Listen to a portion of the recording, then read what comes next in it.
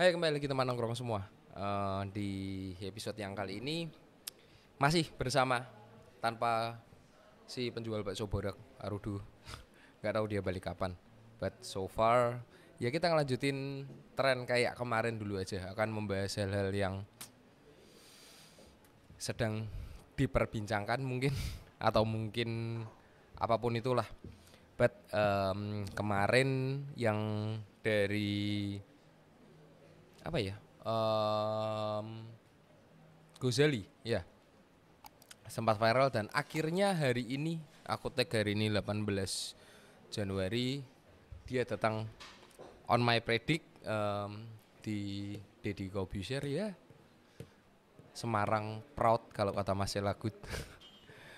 Ya bener lah, seenggak-enggaknya ada yang mewakilin Semarang ke close the door, bukan hanya dari Mbak Adele aja. But apapun itu, yuk mungkin kita masuk ke videonya aja. Kemarin obrolan mengenai NFT tiba-tiba cukup menjadi perbincangan dan seperti bayangan kita sebelumnya kayaknya jadinya itu hal yang latah aja, jadi banyak orang malahan jadi menyalahgunakan, kayaknya menyalahgunakan NFT jadi apa, Shopee, bener nangkap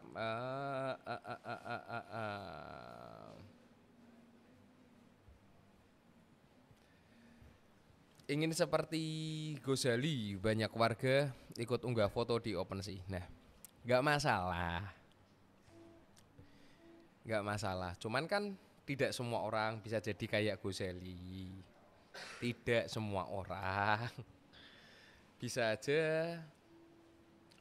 Mungkin Gozali adalah salah satu orang yang pas dan tepat, beruntung aja bisa masuk ke dunia NFT yang dijalanin aja dengan apa ya, kalau di OpenSea aku nggak tahu sih namanya channel or something else, cuman kayaknya dengan nama Gozali Everyday memilih untuk mengunggah foto selfie-nya setiap hari, akhirnya banyak yang ngikuti. Sedikit aku recap, dan akhirnya netizen Indonesia menjadi orang yang cerdas.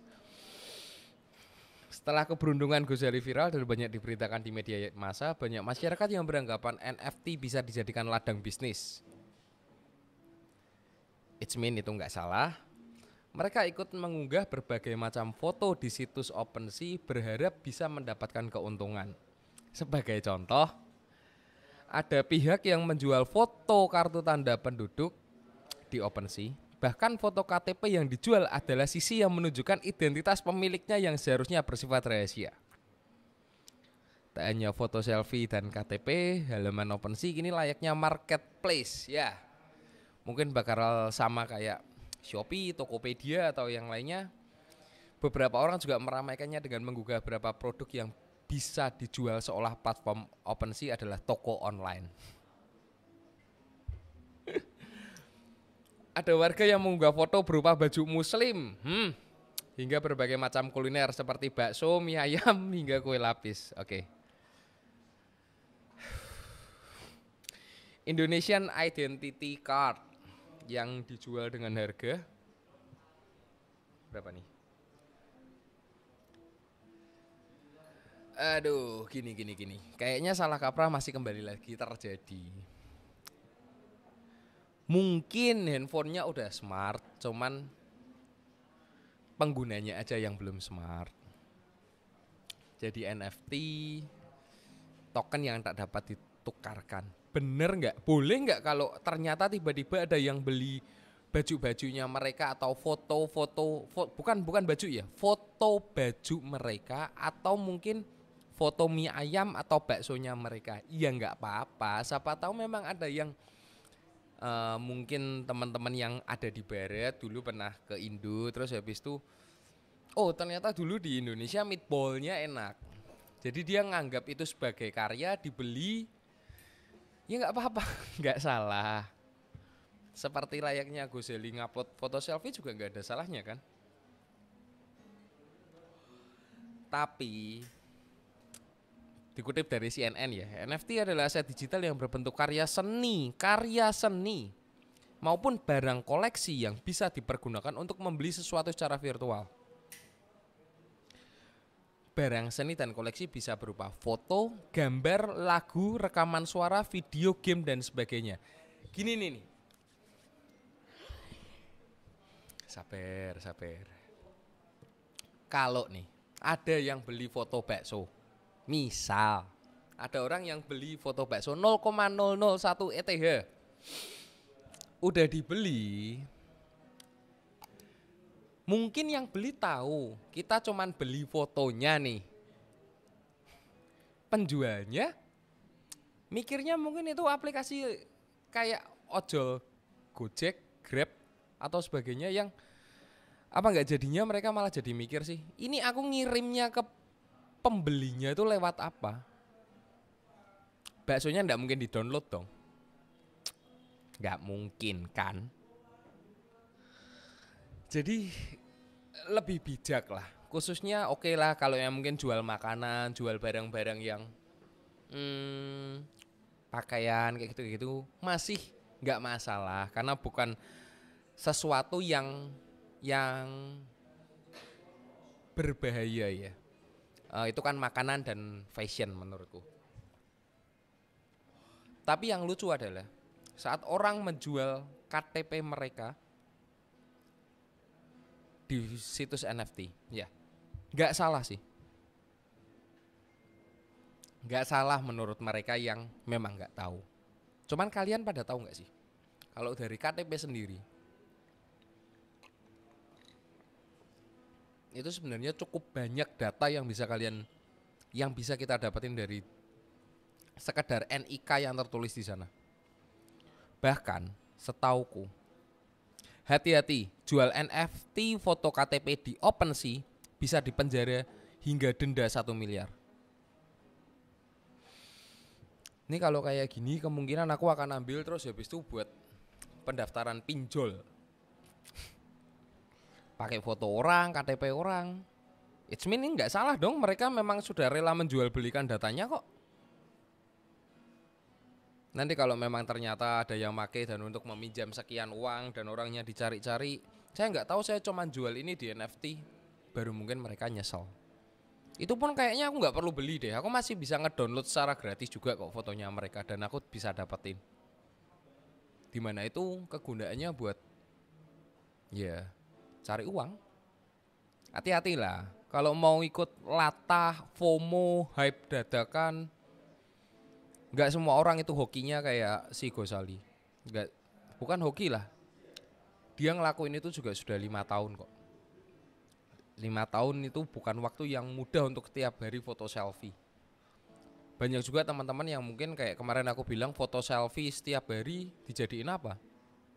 Cuman buat sarana menuhin memori handphone aja kan.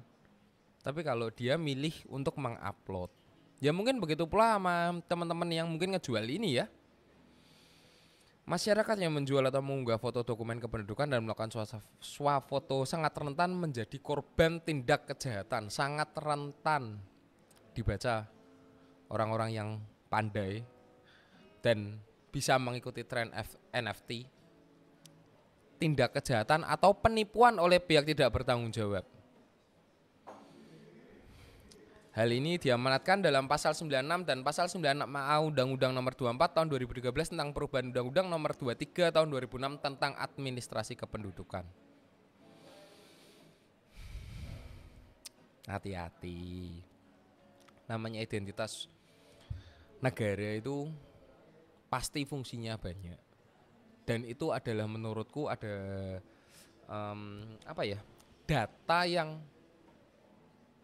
safe aja harusnya, yang kalian nggak seenaknya obral dan perjualbelikan, bahkan data kalian itu bisa dilihat tanpa diperjualbelikan. Aku nggak tahu sih, mungkin paradigmanya yang jualan tuh masih nganggap ya nggak apa-apa kan KTP aslinya masih di aku, jadi aku nggak apa-apa. No, bukan kayak gitu. Apalagi kalian yang nih model-model orang yang memang sudah foto dengan memegang KTP-nya segala macam. Setauku ini adalah proses verifikasi beberapa aplikasi mulai dari pinjol, aplikasi investasi atau apapun itu. Jadi ya mending hati-hatilah. Kalau nggak mau tiba-tiba di depan rumah kalian disambangin orang, katanya ada peminjaman uang sebesar sekian. Bijak sedikit, jangan handphonenya aja yang smart. Ngobrol lebih lanjut mengenai identitas negara. Sepertinya ibu kota kan kemarin juga sempat katanya mau pindah nih. Katanya mau pindah, dan di sana akhirnya Bapak Presiden kita memilih Nusantara, nama pilihan Jokowi untuk ibu kota negara yang baru. Ya. Setauku itu untuk desain apa ya? Desain ibu kota baru.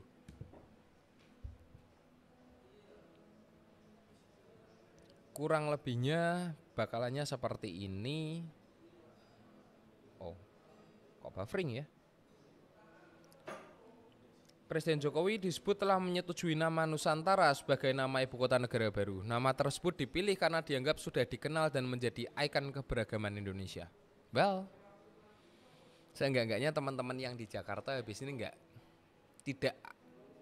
tahu ya, masih macet nggak ya saat ibu kota sudah dipindah. Karena kan sepertinya aparatur negara, tugas-tugas yang lain itu udah pindah ya berarti ya ke ibu kota yang baru. Di mana itu kalau nggak salah di Kalimantan ya, di Kalimantan Timur. Pemilihan cukup bijak sih menurutku untuk dirubah ibu kotanya. Ya karena mungkin Jakarta biar aja lah jadi sentral bisnisnya. Kalau sentral untuk pemerintahannya sepertinya Kalimantan adalah pilihan yang tepat. Pasti kan pemerintah sebelum mindahin ke sana juga mempertimbangkan banyak, mulai dari tingkat seringnya bencana alam atau enggak, mungkin infrastruktur atau lain-lainnya, luasan wilayah yang kurang lebihnya masih bisa digarap segala macam. Ini penampakan terbaru desain istana ibu kota baru. Kita lihat ibu kota yang baru. Pemenang sayembara Istana Garuda ibu kota baru di Kalimantan Timur yaitu seniman Nyoman Nuarta. Simbol Garuda ya. It's mean good.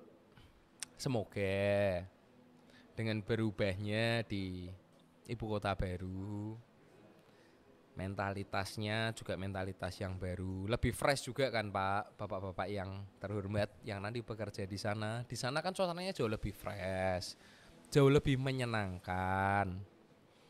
Jadi semoga untuk bekerjanya jauh lebih maksimal.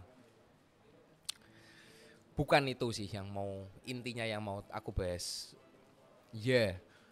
Nusantara adalah nama yang baru juga, tapi yang kemarin sempat ribut di media sosial adalah Elon Musk minta dibikinin landasan roket di ibu kota baru Republik Indonesia.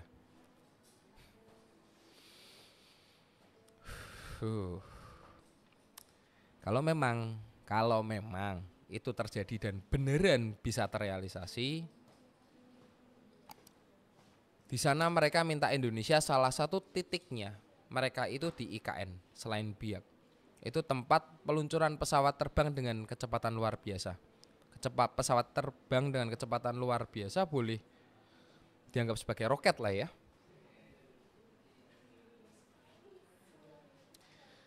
Dia bilang bakal ada pesawat terbang dengan kecepatan tinggi yang mengudara dari Indonesia ke Amerika Serikat.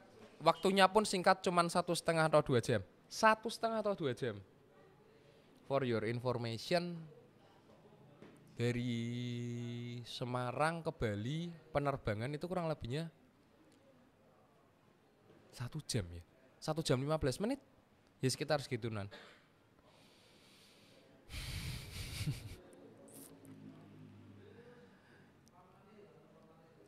Ya yang diharapin pada saat itu seharusnya ibu kota negara kita akan menjadi jauh lebih baik dan jauh lebih berkembang. It's mean Ya, congratulations buat perusahaan sebesar SpaceX untuk memilih titik itu pasti dengan pertimbangan yang sangat teramat cukup baik. Itu berarti selama ini pertimbangan dari bapak-bapak yang terhormat yang sudah bekerja itu tidak salah. Semoga aja hal itu bisa menambah tingkat produktivitasnya. Mungkin itu kayaknya beberapa hari ini berita yang cukup apa ya? Cukup menjadi pembicaraan di luar kasus ekspor batu bara ya. Cuman aku nggak mau ambil komentar dulu karena sepertinya yang dituduh pun akhirnya melakukan serangan balik atau gimana, ya udahlah, nggak tahu. Kita bahas yang ringan-ringan aja lah. Kalaupun ngebahas negara ya cuman beritahuan fakta bahwa sudah pindah.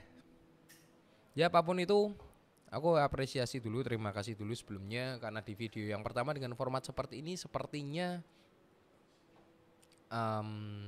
lebih, bukan lebih ya, sepertinya bisa diterima sama pendengar. Semoga dengan ini yang format kedua masih bisa diterima dan ya semoga ini malah mungkin bisa menjadi program sendiri. Cuman akan membahasnya lebih ringan sih. Harapannya ke depannya kita akan membahas yang lucu-lucu aja atau mungkin yang aneh-aneh aja. Nggak mau yang terlalu bersinggungan dengan hal-hal politik atau kenegaraan segala macamnya. Well, mungkin kayak gitu dulu. Buat teman-teman yang mungkin masih mau komentar, bisa komentar di YouTube atau mungkin langsung DM. Aku nggak tahu harus bilang kami atau kita ya. Kami berarti. Aku bilang kami tapi nggak ada Rudo. Bisa DM kami aja lah. Kami di Crown Creative Media. Kalau mungkin ada yang mau masih ngungkapin confess atau segala macam bisa juga langsung di sana. Well, shout out. Aku ikut pamit. See you on the next episode.